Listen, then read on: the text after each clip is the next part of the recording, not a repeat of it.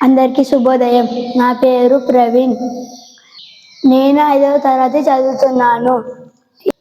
ఈరోజు మహాకవి తిక్కన్న గురించి చెప్పబోతున్నాను.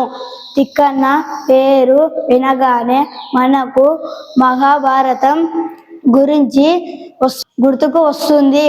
మహాభారతాన్ని అవమానించిన ముగ్గురు కవులను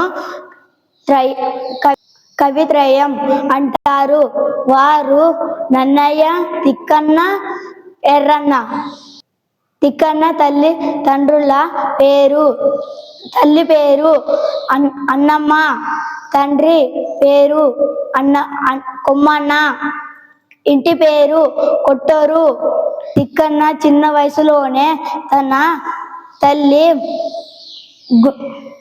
తల్లిదండ్రులు మరణించడం వల్ల తన